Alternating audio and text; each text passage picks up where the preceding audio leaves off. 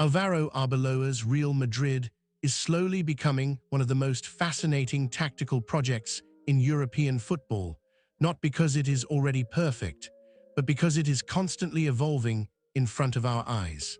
Every big match, every setback, every dominant performance seems to add a new layer to his idea.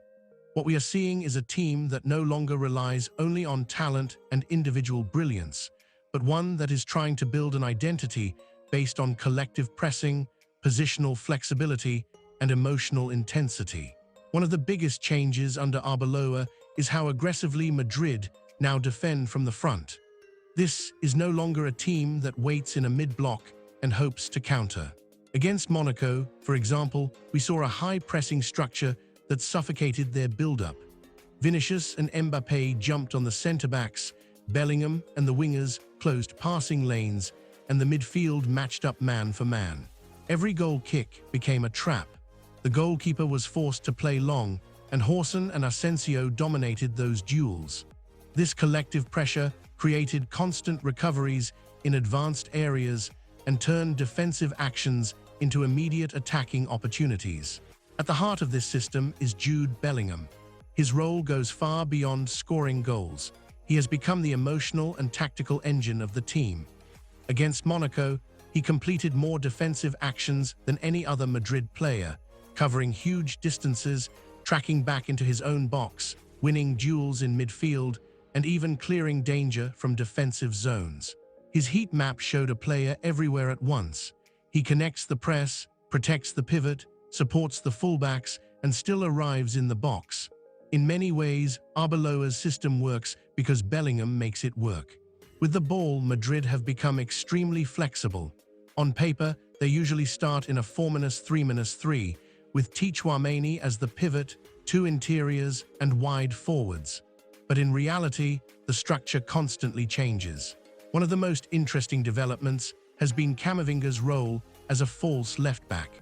When Vinicius holds the width, Camavinga moves inside to form a double pivot, creating a 3-2 base in build-up with the centre-backs and Valverde. This gives Madrid numerical superiority against two-man presses and allows players like Horson to step forward with the ball and break lines through carries. When Vinicius moves inside, everything flips. Camavinga becomes a traditional fullback and provides width. The midfield shifts, Bellingham and Tchouaméni take more responsibility in progression, and the front line becomes more compact. This dual mechanism makes Madrid extremely difficult to read. They can adapt their structure in real time depending on the positioning of their stars. That is why the team looks so chameleonic at times, constantly reshaping itself during possession. This flexibility was key in the demolition of Monaco. Madrid were able to dominate both in static attacks and in transitions. The first goal came from a positional attack, with wide occupation, interior runs from Valverde, and Mbappé finding space in the box. The second came from what this team does best, exploiting space. By allowing Monaco to advance and then pressing in zones, Madrid created open field situations where their speed became lethal. Once they recovered the ball, the transition was immediate. Few teams in Europe can match them in those moments. However, this same system has shown its limits when opponents are well prepared and disciplined. The match against Albacete in the Copa del Rey exposed many of these weaknesses.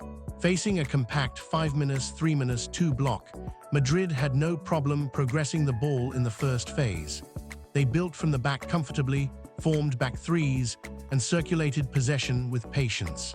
The problem appeared in the final third. The five-man defense eliminated central spaces, the midfield shield protected the half spaces, and Madrid were pushed toward harmless circulation. The ball moved endlessly from side to side, creating the famous U-shape in possession, but without depth. Wingers recycled the ball backwards. Vertical passes were rare. Runs between fullback and centre-back almost never happened. There was little movement off the ball. As a result, possession became sterile. Albacete, despite having barely over 20% of the ball, generated clearer chances and punished Madrid on set pieces and counterattacks. It was a reminder that domination without penetration is meaningless. A similar pattern appeared in the first half against Levante. Once again, Madrid had the ball. Once again, they lacked clarity. With a deep 5-4-1 block in front of them, they struggled to create advantages. The right side lacked width.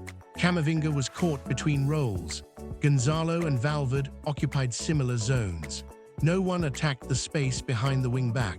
Passes were safe, predictable, and horizontal. The expected goals reflected this.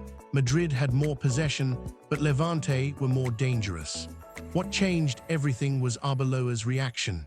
In the second half, he corrected the structure. Arda Güler and Mastantuono brought movement, dynamism, and verticality.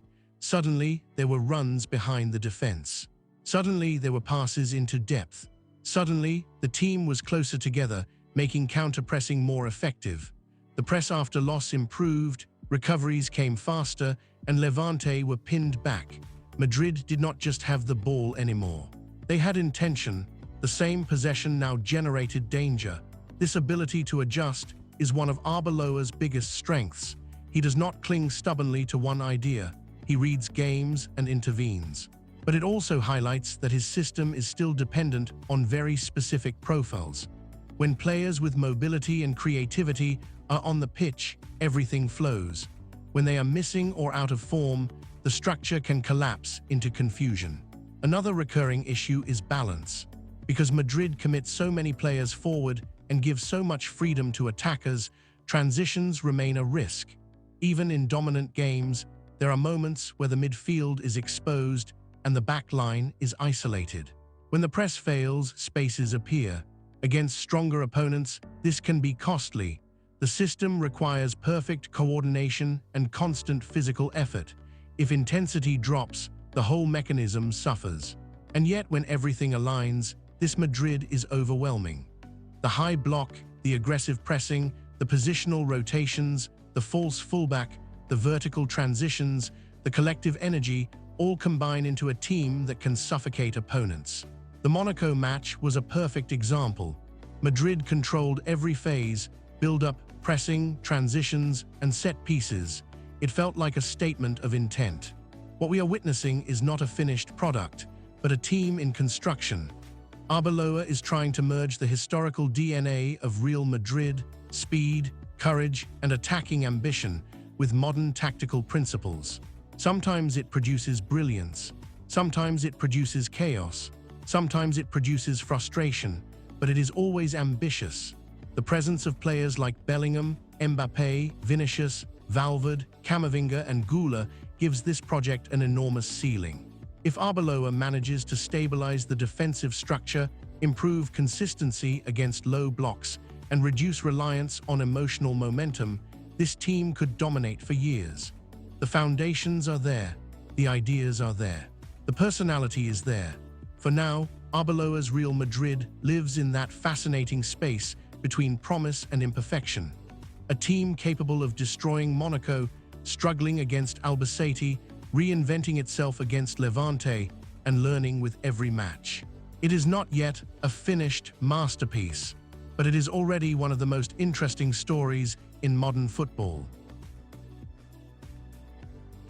Alright guys, that's it for today's video. Leave in the comments what would you like me to talk about on the next video. If you enjoyed it, make sure to hit that like button and subscribe for more. Turn on the notification bell so you will never miss an upload. I'll see you in the next one.